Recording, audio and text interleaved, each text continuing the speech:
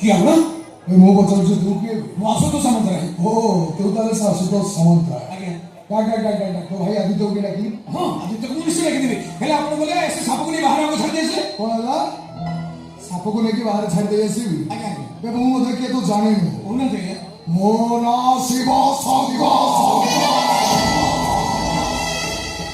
ଦେବ ଦେବ ମହାଦେବ କୈଳାସପତି ଶିବଙ୍କର ଯେମିତି ସାପ ପ୍ରିୟ, ମୋର ବି ସେମିତି ସାପ ଅତି ନିଜ।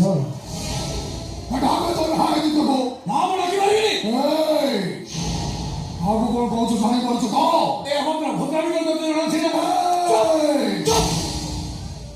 ପ୍ରଥମରୁ ମୁଁ ତତେ ଆଜ୍ଞା ଆପଣ ସମ୍ବୋଧନ କରୁଛି, ହେଲେ ମତେ କେମିତି ବେଖାତି କରିବା ମାନେ କଣ?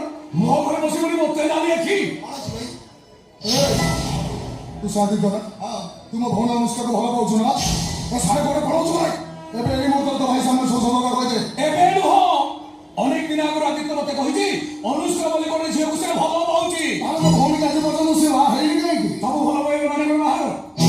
ସବୁ ପ୍ରେମର ଶେଷ ନିକଟ କଣ ସିନ୍ଦୁର? ମୋ ଭଉଣୀ ସହିତ ଯଦି ବିଶ୍ୱାସଘାତକତା କରିବା ପାଇଁ ଚେଷ୍ଟା କର, ମୋ ଗୌରୀକି ଲଗାଇ ତମ ବଂଶ ନିପାତ କରିଦେବେ। এই সাপକୁ ନେଇ ଘର ଭିତରୁ ଆସିବାକୁ ସାହସ କରୁ କେମିତି? ସାହସଟା ମତେ ମୋ ଗୌରୀ ଯାଇଛି ବେ। ଘରୁ ଖାଲି ଖାଲି ଯିବା ପାଇଁ ଆସେ। ମୁଁ ମୋ ଭଉଣୀକି ସାଙ୍ଗରେ ନେଇକି ଆସିଛି ମାନେ ଆଜି ତା ସହିତ ତ ବାହାଘର ହବ। କଣ ଜବରଦସ୍ତି?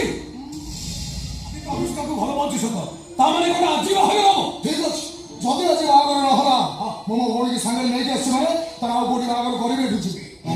ମୋ ଭଉଣୀକି ତମେ ଯଦି ମଜାର ପଚା କରିବ ଭାବୁଥିବ ତାହେଲେ ସେଇଆ କରିବ। ଆଉ ଯଦି ତମ ଭଉଣୀକୁ ତମେ ଭଉଣୀ ବୋଲି ଭାବୁଥା ତାହେଲେ ଏବେ ତାକୁ ସାଙ୍ଗରେ ନେଇ ଘରକୁ ଯିବ। ତମ ଭଉଣୀକି ଯିଏ ବାହାବ ବାଜା ବଜେଇ ରୋଷଣୀ କରି ତମ ଅଗଣାରେ ଯାଇ ପହଞ୍ଚିବ। ବେଦି ଉପରେ ତମ ଭଉଣୀକି ବାହାଇ ସେ ତା ଘରକୁ ନେଇ ଆସିବ।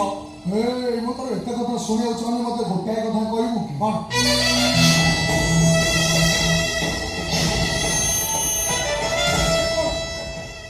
ମୋ ଭଉଣୀକି ତମ ଘରର ବହୁର ସ୍ୱୀକୃତି ଦବ କି ନାହିଁ? ଶୁଣ, ତମ ଭଉଣୀର ବିଚାର ମୁଁ କରିବିନି, ଆଉ ବିଚାର କରିବ ମୋ ଭଉଣୀ। ଅପେକ୍ଷା କର, ମୁଁ ମୋ ଭଉଣୀ ଟିକେ ଡାକି ଦଉଛି। ତା ନିଷ୍ପତ୍ତି ହବ ଆମ ପରିବାର ପାଇଁ ଶେଷ ନିଷ୍ପତ୍ତି। ଯେତେବେଳେ ମୋ ଭଏସ ଆପଣଙ୍କୁ ଚିହ୍ନା ଚିହ୍ନା ଲାଗିଲା କେମିତି? ଭଲ କହୁଛି, ଟିକେ ମୁଣ୍ଡର ଓଣା ଖୋଲିଦେଲେ ମୁଁ ଟିକେ ଦେଖି ଦିଅନ୍ତି ତୁ କିଏ। ସେଟା ମୋ ଇଚ୍ଛା। ଆଚ୍ଛା, ତୋର ମୁଣ୍ଡର ଓଣା ଖୋଲିବନି ଭାଇ, ଠିକ ଅଛି। ଆଚ୍ଛା, ତୁ ପ୍ରାୟ ଘର ପାଇଁ ସୁପ୍ରିମକୋର୍ଟର ବିଚାରପତି, ମୋ ଭଉଣୀର ତୋ ଭାଇ ବାହାଘର ନେଇ କି ନିଷ୍ପତ୍ତି? ନିଷ୍ପତ୍ତି ତ ନେବେ କିନ୍ତୁ ମୋ ଭାଇ ବିଷୟରେ ଶୁଣନ୍ତୁ। ମୋ ଭାଇଙ୍କର ଆଗରୁ ଗୋଟେ ସ୍ତ୍ରୀ